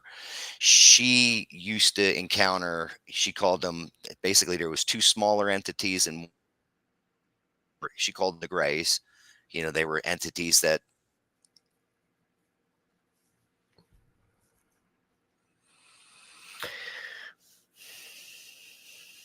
Interesting. We have grays as well. oops, we're back. Okay, so start over with that. So someone, Donna Bardine. She okay. was, Alfano was her original name, which the Alfanos owned this place for several years when they had the restaurant open. She was open. She had part native to her. She would encounter entities here, and one of the things that she would encounter was, she said there was two of them that were small and one of them that was taller. The one that was taller would wear and had like an outfit on, and the other ones were like just it went along with them. And she said they stunk of sulfur, and they were common entities that would just show up at the ranch. As far as craft, she never saw any type of specific craft, anything that they came out of. It was more like they aren't, I don't know if they're physical, like the craft, whatever they come in and out of. I think it's more, like I don't know how physical this stuff is, other than let's say when they transfer, apparently when they make this noise, that's when they. I'm not, again. I've been told so many different things about these craft. Like when they're in a vibratory phase, that's when they're vulnerable. When they're outside of it, and when they're not when they're in the earth, they're not vulnerable. When they're in the sky, they're not vulnerable. But when they go into the vibration to enter into the solid earth, that's when they're vulnerable. And apparently when they're vulnerable, that's when there's physical characteristic to them. There's like that's where that alloy, that metal comes from, whatever the metamaterial is that it's made of. People have even told me that it's biological. It's like a living. Yeah. So again, I don't even know what we're specifically looking for. We just gather everything, like that lamp and the metals and all the different objects. We have sluices. We have, we're actively working and cleaning all the dirt, everything that we're removing from that hole, looking for something. Do you conduct any CE5 exercises ever on the property, and what have been the results of those? I have another gentleman from Erie Expeditions, Gio Baja, and he's had some neat experiences with it. I don't go with him and his group when they do this. They go up into the meadow, but he's had a lot of he goes to Sedona a lot, and he's thoroughly enjoying whatever he's experiencing here right now. So he lives in Las Vegas, so he's not that far. So he's been coming out and I guess refining his protocol, but he comes out and just hangs out in the meadow and camps out there and figuring out. And he sees things. He definitely sees things. Oh yeah. Interesting. Okay. So to me, it sounds like, has there been any more communication other than that one phone call that you got from, I don't know if that was a doctor or some scientist of some sort? Has there been any other phone calls or communications from anybody else in any kind of way? I mean, with government officials, there was another doctor as well, but Dr. Jim Segala. I mean, we've had a few different people with different devices coming in here, but nothing like Men in Black type of thing coming in here and slowing us down, or coming to our gates. But a doctor that worked in some kind of government capacity came onto the property and did something with some kind of device, and what the hell was that about? You talking about Dr. Jim Segala?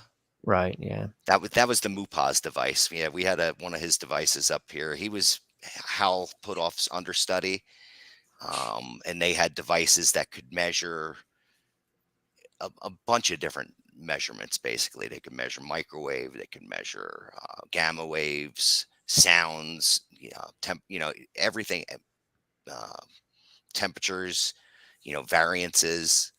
But again, after probably a month of that device being on the ranch, I had so many questions about these different spikes that would come in, and Dr. Jim, and this was when again we had a little scuttle with even the Carl thing, and Dr. Jim Segala was over this Mupaz device because the readings at this thing, I was active, I was able to watch these readings. I did a lot of my own research on these readings. And let's say me as a general, I don't know, let's say everything that some of these scientists know. When I questioned a bunch of these readings and I questioned them, the answer was, oh, that's just interference. Oh, that's something I don't know about. And I went, well, you made this device, So then I Right. was thinking, oh, this is like, this is creepy again, whatever these, again, when you start getting into like how far this is, this device apparently that's under the ranch has to do with consciousness and the whole upload downloads of consciousness and dreams and these waves that come through in the middle of the nights.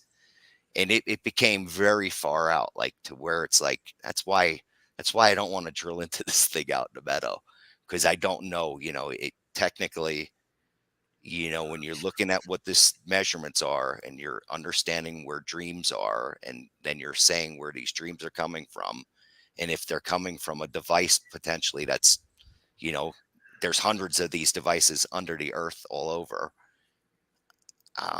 It becomes a real question of everything, and then there I am, talking to a double, triple PhD scientist, hitting him with general questions. And he's like, and I'm like, oh no, get this thing out of here. Yeah, they don't think like how we think. They're way up there, and we asked a simple question. They're like, wait a minute. So and when I knew who he was and who he studied with, I went, oh, no way, no way. now, have you had any of these downloads or anything like that, loss of time or anything of that nature? Missing time, I think. Yeah, Is missing time. has anybody ever had missing, or has anybody had missing time or any kind of Living here something up here related? is completely different than living in societized in like, let's say, the consumer world, the whole regular world. It's totally different. So you get a lot more time in your mind and working with yourself inside. Um, Time loss, you could definitely call it time loss because, time is definitely different here. Hmm. So it's different. I mean, anybody, like say something like, I drove out of here and I went to this place and, it should have taken me this long, but I got there at this time, and yes, weird things like that, or like disconcerting gaps in time, which, not to say, I mean, the abduction phenomenon, doesn't concentrate on any particular areas, but if you're close to an underground base and you're meddling and interfering, in their stuff, this isn't something you might want to pay attention to, because that's what will probably happen if they need to intervene in any kind of way, at any point. If there's a craft coming through, or there's something that they don't want you to see, or something, that's in the sky. The government itself, knows how to do this, and very seamlessly. Uh, they might do some meddling like that on the level of consciousness, or your memory or whatever. So is there any, I mean,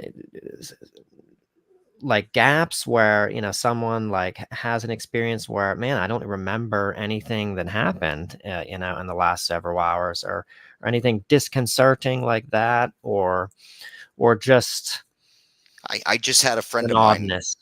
Uh-huh. One of my friends comes out here to basically get away from New Jersey and just de-energize, get off the grid for a minute and just hang out. His entire 2 weeks here, he basically, every time he would go to sleep, he would fall into, like, he called it just falling into the bed, just going. And he said it was an internal just falling, not sleeping Hmm. right, but just falling through bed. But again, he has a lot of things he's working out in his head, and where I'm saying, to myself, I sleep good. As soon as I hit the bed here, I'm like asleep. I sleep as rock solid as you could sleep. Um, but some people definitely have, I call it, if they've got things going on in their heads and they come here, they definitely have some far out experiences. They definitely, again, I can go back to Carl. Carl would have some, he was very connected to this stuff, and he'd have a lot of, like, he'd come up in the morning and be like, oh my God, like, I think they were microwaving me last night, like things Wow. happening. Oh yeah. He had a lot of, like, Like unusual dreams, vivid dreams, or yeah, super connecting. That's actually common. Like, even when the crew, let's say from Beyond Skinwalker, was here, the dreams of the one main camera guy would have, he had the same dreams the next time he came back, so there's Interesting. so we study the abduction phenomenon. This needs to be mentioned here. And if you get into the abduction phenomenon, the whole thing with vivid dreams, you find out is that they may not be dreams at all. It's just something may have actually happened to you, but your recollection of it, because of either the technology or psionic psychic interference, you recollect it. It seems, as you recollect it, it seems like it's dreamlike. It seems, like many people have, abductees, dreams of, being taken and everything. And it feels and seems, like just a really vivid dream. And then they find, physical evidence, markings on their body, or et cetera, indicating, that they were actually physically taken. Does anybody consider this, in regard to the dreams, that people are actually being abducted, potentially, either my lab abducted, or we have a guy, Bob Beam, up here. He's waiting to get his story out of that. He dreams, and he calls it technicolor. He can draw the pictures exactly of exactly what he dreamed. He's to that exact thing where his last dream that he had, being taken up in one of these ships, looking for two of his friends that were apparently, the guys in the ship were looking for their friends that were taken from another ship, and they're still looking for them. Like, this story that this guy tells needs to get out to the world, type of thing. Wow. It is best stories, because it goes exactly with, let's say, what may have happened here. So when I talk to him, and then you hear this story, you're like, when you learn about, Bigelow had these freezers here, and the freezers that he had here was going to be for when he caught whatever he was trying to catch. So have there be truth to that story, that they caught something.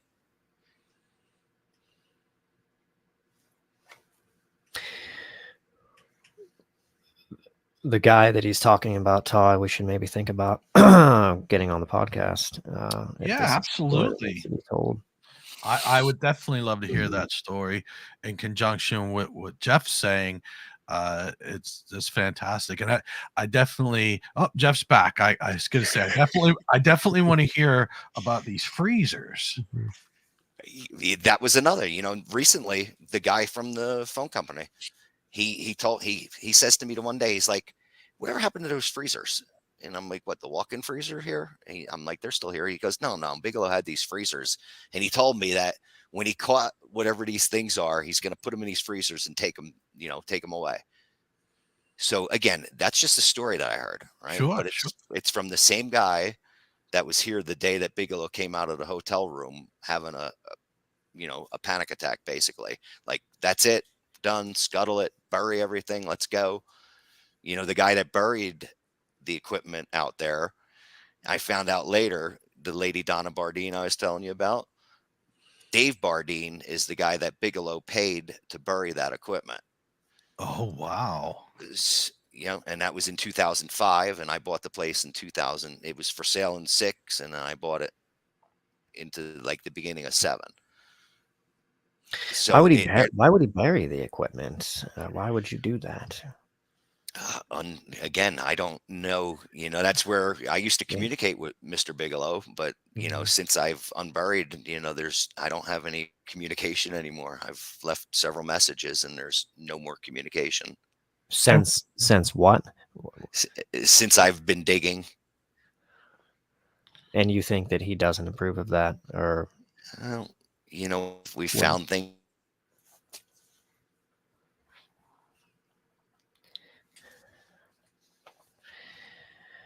Right, and it's his property now. So really, why should anybody care? You know what I mean? Go ahead, Jeff. What you were saying? No, I'm thinking. I don't think he thought I was going to do what I'm doing. That we were going to start digging into this stuff and go for what we're doing. So I think communication has shut off at this point. So what happened to the freezers?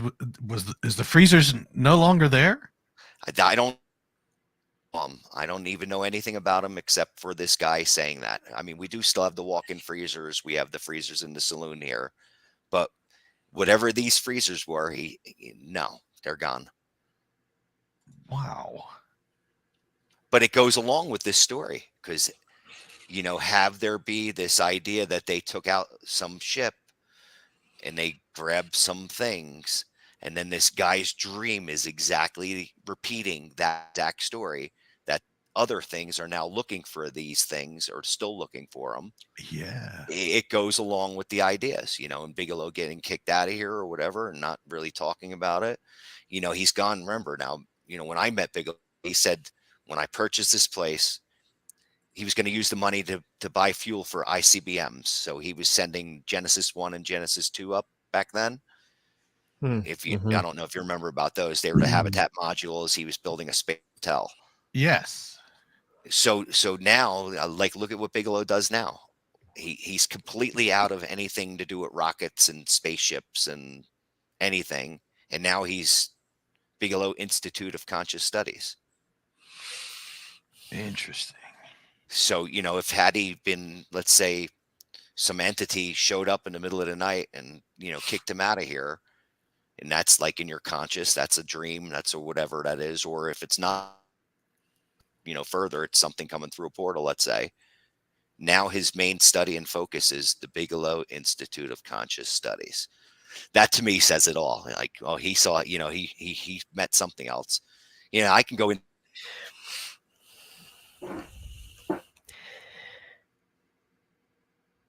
And that's, just the natural progression of what you would eventually start to focus on, if, as you're pursuing this phenomena. I mean, as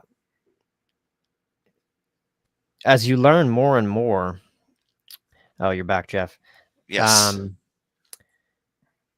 So that's really kind of what I wanted to bring up as far as the investigations, into this place. I really think this is kind of my critique, with Skinwalker Ranch. They're really kind of, it's interesting what they're doing, and they're trying to capture a lot of physical evidence and things. But this phenomenon, it's about consciousness. It's about psychic phenomena. It's even spiritual in nature. and maybe can't be explained at all, in a conventional scientific framework. And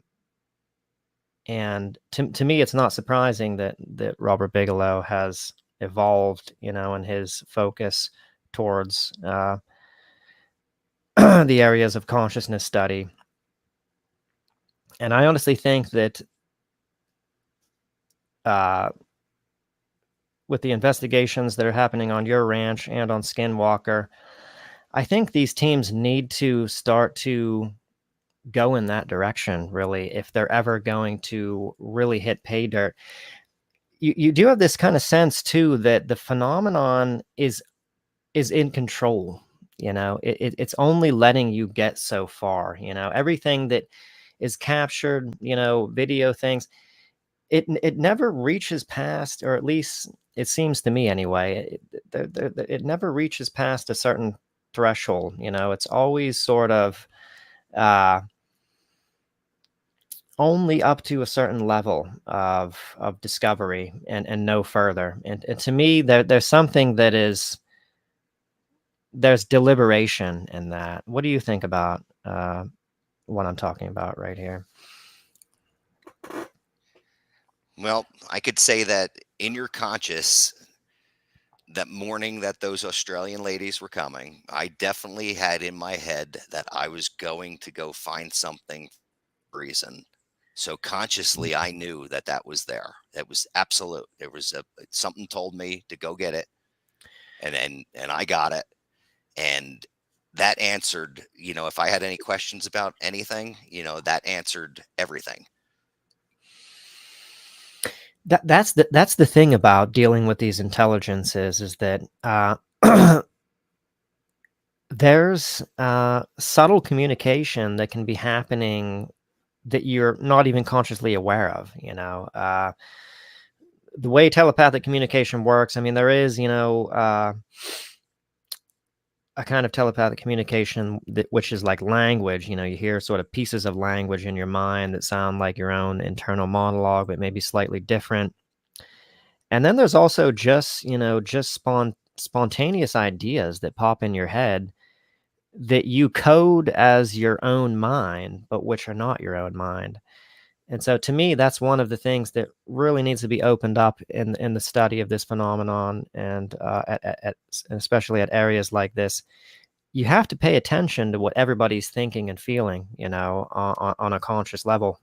What's, if you're out, doing CE5 and you're deliberately trying to communicate, you have to really pay attention on that subtle level as to, what are the objects of consciousness that are coming into your mind? Is there anything unusual there, or anything that's untypical or non-typical about what you're thinking at any given time? I mean, that demonstrates it right there. That event, that something transmitted that to you, about that coin. Mm-hmm. And the fact that it's subtle, like that,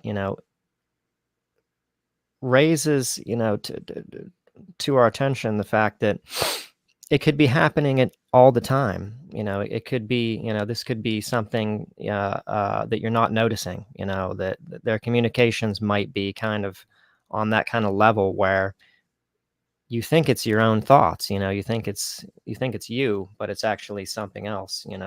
Transmitting to you. It's your download. It's that type of thing. They Right. always talked about that in between 2 and 4. When you watch that device, you can actually see that it going around the world, like type of thing. It happens at certain times around the world when people are in deep sleep. 3 o'clock is the average, but 2 to 4. So Right. how that works and what that is, that goes to tell you, like you said, you didn't necessarily put that in your head. That came from somewhere, though. And the whole idea that your head, that you could, let's say, manifest things and make things happen, to me, that if I was going to make a guess, or I'm going to say where we're at, whatever is ahead of us and rules us and tells us what to do, they know how to do this very well. we touch on it, like I touch on it regularly, with this synchronicity, these things happening all the Mhm. time. That's just like one after the other. I've had that my whole life, and I meet people that when they meet me, they're like, whoa, like, what are you, but they're like people that work with like telepathy. They know how to like communicate. I've met people that say that they talk to, the one guy talks to 12 different races of things that we talk to. He's worked at the test Mhm. site for 35 years. When he met me, Mm. he's like, "Ooh, what are you?" And I'm like, I'm like, "What? Well, who are you talking to?" Like that type of thing. I beyond me. Things that these people, they know a lot more than like any of us know. They know what this is. At least I think they do. That's why I think they were all here studying it. That's why here it is. It's strangely easy to just think of something and then the next day it happens. Right. So Bigelow used to set up experiments, at least on Skinwalker, maybe on Mount Wilson as well, where he would be in Las Vegas, and he would communicate with the phenomenon and actually specify, I'd like to see this happen or this happen, and get a response from the phenomenon.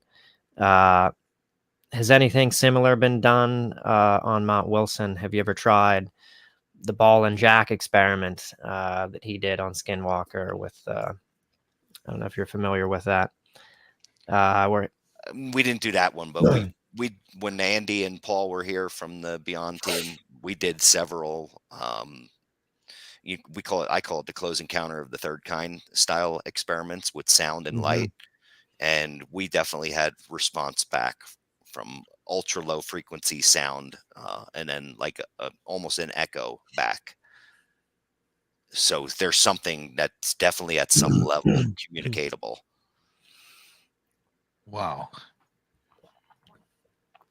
and Now, do you anything that can be gleaned from that communication, as far as, I mean, just Well, are it's a you are communication. That's number one. It is a communication of sort. So, right, that it, there's something that is communicating to you, so uh, you're able to at least establish that. Um, I mean, there are definite ways to get more detailed communication, which perhaps should be tried. I mean, even things like a Ouija board, which some people might find questionable, but it allows you, these things, these intelligences, they can kind of mesh and meld, on your mental level. They can kind of almost, communicate, in a way that where you think you're moving the thing, but it's actually moving it, to certain letters. I don't know if anybody's ever tried that, but I mean, there are ways to get, actual, detailed communication, that would be interesting to try. we are definitely open for, you know, people that have those types of abilities. It's like for myself, I actually get to sit in on seances now, something I would have never imagined sitting in on, and during these seances, the things that come out are all awesome. They're incredible. And have anything happened? Yeah, yeah. We have 4 lights on a circuit in the one room that we did the last seance, and one of the lights came on a low level, like light orange color, and then it illuminated Mm. onto the wall from the light itself. So, again, maybe what I know, but there's definitely some form of communication that you can instill, if you have the right tools or you know how to do it. and I was just gonna say, Jeff, you have had Sam and Colby at your ranch, correct? I think we lost him right there, but I'm almost positive that he has had Sam and Colby out there, and he sent this picture along, and they've done some communication as well for the ghosts and hauntings side of the paranormal. Mhm. So I definitely want to ask him about that quickly when he comes back on. Yeah, I saw that on Facebook also about that. I'm sorry about that, gentlemen. Again, right when you were getting into it. No, you're okay. All I was going to say is you had Sam and Colby there doing some interesting experiments. Yeah, I mean, that was incredible to say the least, because those guys, they're kids as far as I look at it, and a lot of stuff where I watch it, I'm like, oh my goodness, what are they doing? But after their experience here, I think they're two different kids now. Yes, and I've seen some of their stuff that they do, and some of it just makes you scratch your head, and it's like, okay, they got some kind of clear communication of something. If you watch their movie, you would love to actually see like what the ending and what happened with that. Even for myself, when I got to go to the premiere and be part of all of that, to actually watch it, I went, oh, this was completely different than what I thought the outcome was going to be. And wow, like, I would not have imagined that that's what they came out to, other than the fact that that's what it feels like is going on here. Right. Because, your ranch isn't just UFOs, people losing time, things like that. It is actually, it has ghosts and hauntings, paranormal activity as well. So people are going to go to the ranch and could experience a number of different things happening. They could be seeing UFOs. They could be seeing cryptids, possibly, definitely paranormal. So yes, I mean, there's all kinds of things at this ranch. It would be very interesting to go there and check out all these different things. Well, the connections, everything seems together as one, and that's what this is all coming down to. It's one and the same. Yes. And I think it's so fascinating that you have a little bit of everything going on there. That's what I was just saying. I mean, you have not just the UFOs, but some cryptids, possibly. You definitely have ghosts and hauntings types of paranormal events happening. So yes, I mean, this ranch, and I believe that those ley lines definitely have something to do with it, and that portal, and that's letting ghosts, paranormal in, along with aliens, UFOs.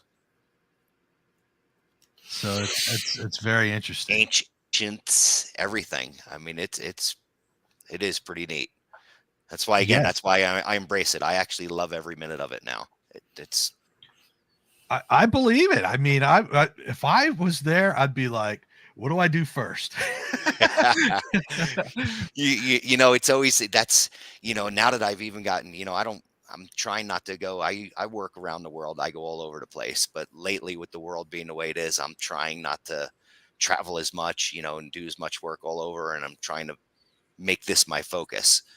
And that's the hard part, is to financially make. There's so many aspects that we want to research, but you need a device for this, you need a device for that. Right. So that's where I'm like kind of outsourcing, the contacts that we get, have I meet somebody that's a, ground penetrating radar expert. I'm multi-layering those. I've had multiple groups of those guys come in. We aren't publicizing everything. I'm not the best with social media and what have you. So I kind of, I kind of like keeping it lower level, like where what we're doing is kind of, they have to send a satellite over us, or they have to fly a chopper over and see what we're doing, other than, Absolutely. publicizing every last minute, thing that we're doing. But yes, we have we have every different level here, which is the strangest part, which makes it more difficult. And then of course, what we have gold mining too. I mean, I go on and on. That's why I laugh about it. I'm like, boy, you talk about my life's always been like a shotgun blast. Right. Here it is, another shotgun blast right here, just manifesting out. It's every level of. how old are these mine shafts? Are they mine shafts?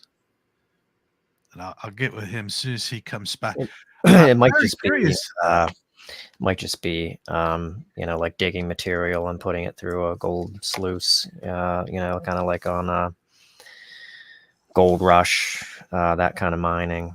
Jeff, how old are these mine shafts? Which mine shafts? Whatever ones that The people ones can on the go property here. Yeah. The ones, again, we don't like James Keenan. You familiar with him at all? No. Okay, well, he's another. He's from Ranch now. He's another just investigator that I've had here over the time. Some of the things that I've taken him out here, he thinks is Spanish, old, like way back. He actually believes in the whole giants thing, and he thinks there was a lot of that related around here. There's some old rock formations that are unexplained, road beds that don't make any sense at all. So who knows? So there's mine shafts that can potentially be explored, like that go under the property or somewhere near the property. So the ones on here, what we're unburying them. We basically blew, we were blowing our way through. Somebody filled them all in. So we're working our way down an area. I mean, the one has a square room in it. There's two angled 90-degree walls 40 feet down in one. Wow. So, and they're of volcanic origin, but they're old vent tubes. I always wanted to go down in them because of, my other friend, Jeff Williams. He's AskJeffWilliams.com guy. He's a geologist. For years, we've done gold mining things up here, and he's like begged me to go down into these things. So when the opportunity came to blow our way down, we're working our way down, but that's like number, 186 on the list of things to do. I need to excavate those. We need to dig down deeper. We need to clear those out. We need to get into the underworld under here. And I would imagine that there was deaths probably at one time in those old shafts from years and years and years and years ago. So I mean, you could potentially have haunted mine shafts as well. Oh, yeah,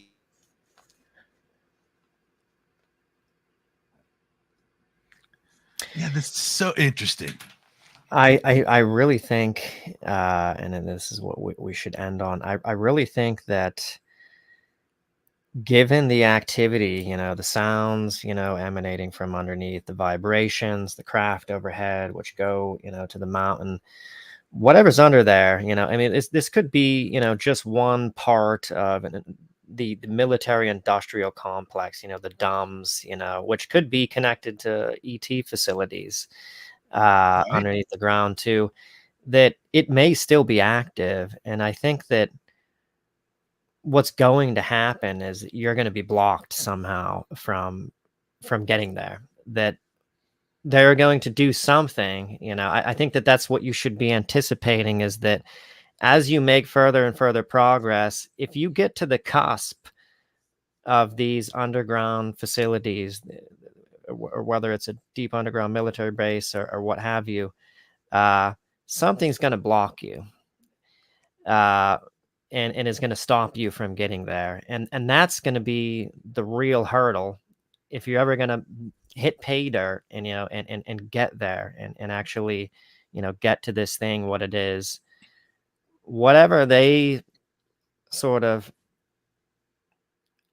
utilize to try and prevent that. That's going to be the major hurdle that you're going to have to surmount. And I don't know how that can be done.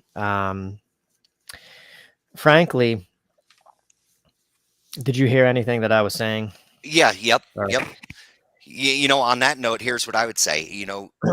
When I listen to, like, if I do go on the news, or if I do listen to the media in the world, the disclosure thing, like all of this, what's happening with disclosure and everything that, when you look, and then you let's say you think of, if I have this wall over here and I got all the dots up on the wall, all the dots are leading the exact way of what, maybe the government's talking about when you hear the media talking about this stuff, and, all these things. Maybe we are, the ones that are like in the forefront of this, and we're designed to be the ones that are just going to keep going with it, rather than just getting shut down. That's where I'm like, well, I didn't do nothing, and I didn't ask for this. I didn't do any of this on purpose, but if they do shut me down, shut me down. I didn't ask for any of it, but have they let me roll and keep going forward? And, as the Uh-huh. ancients pointed out, there is something here, the ancient stuff that's here is way before these, whatever the men are that rule our world right now. So I think it's deeper than them. Maybe they control it. Maybe they put something over top of it that controls the whole thing. I'm not sure, you know, but yeah, maybe I will get shut down, but until then, it's an adventure. Right. Yeah. Right. Yeah. So if you're permitted to go forward, then that would indicate that, yeah, maybe. I mean, has there been any? Because a lot of people, do sort of encounter this, that there are factions, that want this stuff exposed, and are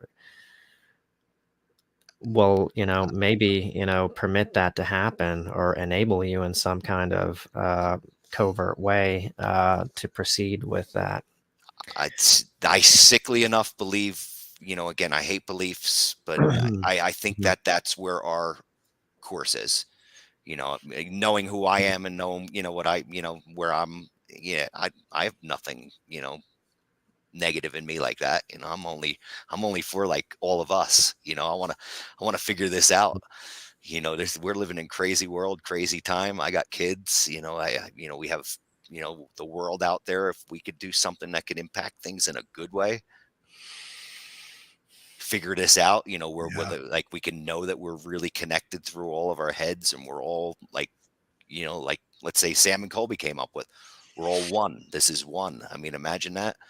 Meanwhile, everybody and everything's dividing us, making us go out. And meanwhile, if we're all one thing and we all work together, imagine. And that's kind of where I'm at. Like, and again, I would have never believed I'm one of these guys like this, right? But Mhm. Mhm. the position we're in right now, having this place, sitting on top of what we're sitting on top of, y- you know, hopefully we're not stopped in what we're doing. Right. Yeah, because this is important. The things that you're uncovering now, I mean, it's history, and it needs to be told. And I It's don't the believe most anybody. important story. Yeah, Yeah, it's nobody the should most, should even try to shut anybody down. Even if they believe it's for religious reasons, that there could be some kind of mass thing, because I still think, hey, let it happen. Yeah. National security, I go into that a lot. If it has something to do with national security, I don't want to screw around with national security. Just Right. come let me know. Write me a big check, get me out of here. No, see, I don't know where I would ever even go. I'd never even, that's where I'd say, like, Mhm. I love it here. So why do you think that the government hasn't just like bought your property in Skinwalker, and then just like kept everybody out? That's Or do that's you kind of think, what I think it's designed. It's time that it is going to come out. I was going to say, do you think it could be maybe they did everything that they wanted to do with these properties back in the day, and then filled in these mine shafts or whatever, tried to cover everything up, and then just sold it because they're thinking, well, nobody's ever going to find out anything? That's kind of what I think, where I sit. When Bigelow met me, he met me. He realized who I was. We had several conversations, several meetings. Whether he thought that I would go to this level like this, I don't think he did. You know, eh, if the thing is so big that they couldn't move it, then that would make sense, that just sell it. But that's where, again, I don't know if these cats, why would a government official sell this to me? And I don't, I'm still in a, I got to figure this out thing. Right. Yeah. Jeff, if people want to find out about you and your ranch, where do they got to go? Well, social media is a hard place to find me, and you got to go back to a straight old phone call and make a phone call to me, or reach out mountwilsonranch.com, Mount Wilson Ranch Gmail. Just give us a shout. We have a few social medias, but nothing major to find us or watch us. We're getting Patreon going to help potentially fund some of the other projects we're going to work on, and we really want people to come in, people that might know more, or have ideas or devices or equipment that want to measure and figure things out. I'm 100% open for that. So we are not open to general public, but we are open to the public now in that sense. Right. We're actively researching here. That's fantastic. And I'm excited to find out, where you go. You know what I mean? It's just like Katie Page and everybody else we talk to. It's just seeing where they go and where everything takes them. It's incredible.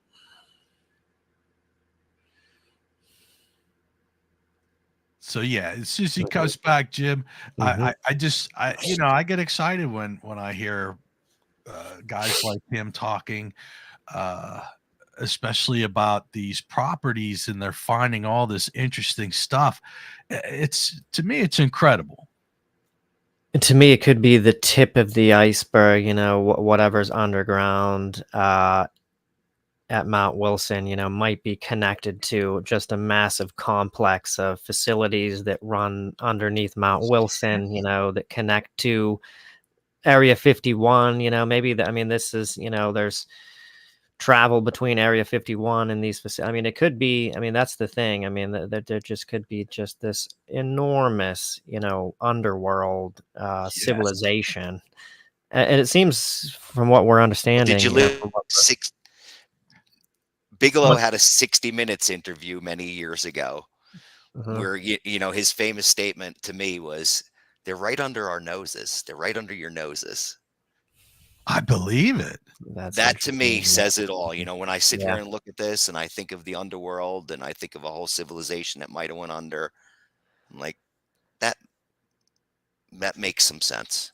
Yeah, because if you think about like the Denver airport, and they have the New World Order and all those weird paintings, and then there's supposed to be a complete city underneath the thing. It blows your mind, because where you are, if there is these facilities underneath, imagine where they're going. They're going to other states, and it's incredible. I know. That's the thing, that we're still not penetrating fully, like, the nature of this. Really what it is. Just imagine like an area of the United States, full of, cities, literally cities, underground, all over, the continental United States and the world, really. Really, it should change your whole conception of planet Earth.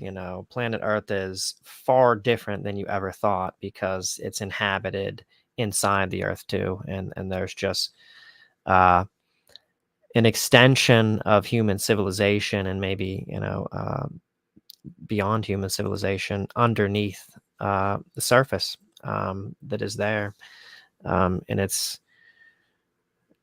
really kind of mind shattering in a way when you contemplate that.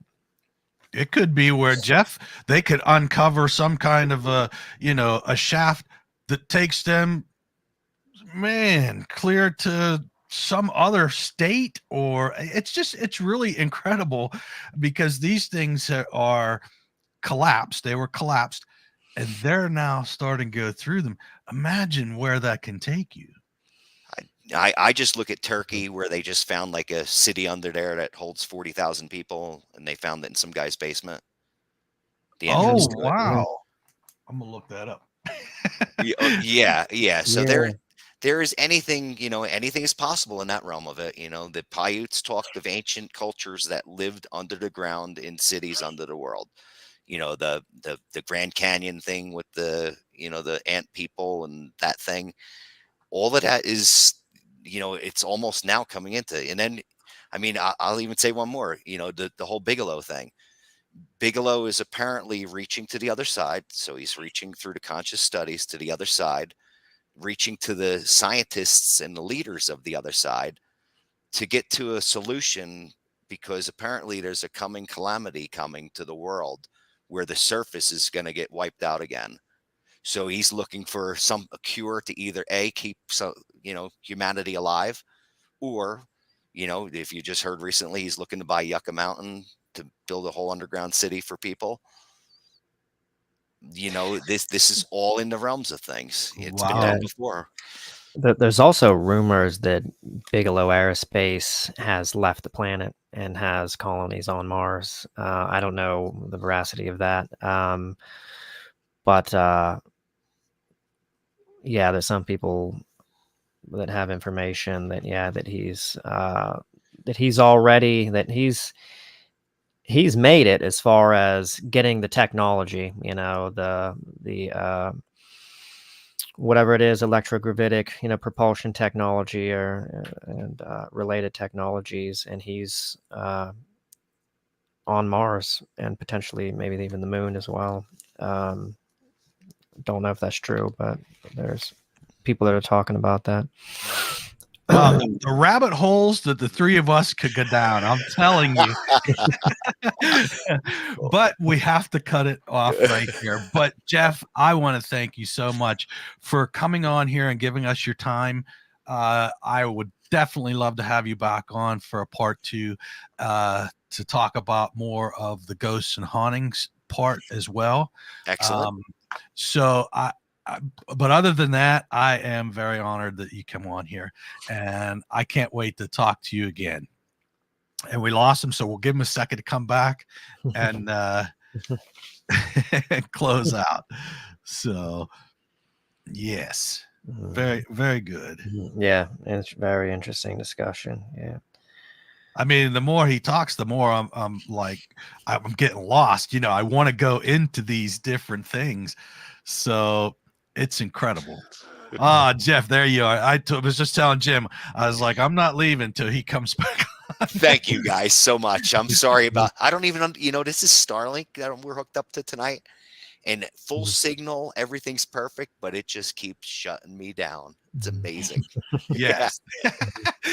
All right. Well, thank you so much, Jeff. Jim, thank you guys. Seeing you again, and I'll talk to you guys all very soon.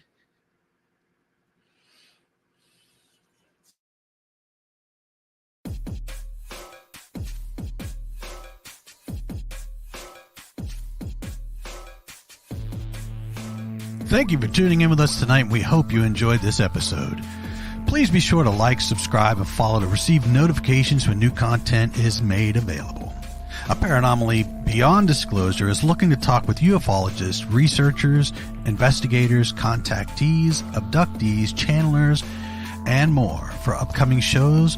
Or if you have stories, photos, videos, questions, suggestions, or comments, please contact us through Messenger or email us at paranomalypodcast@gmail.com.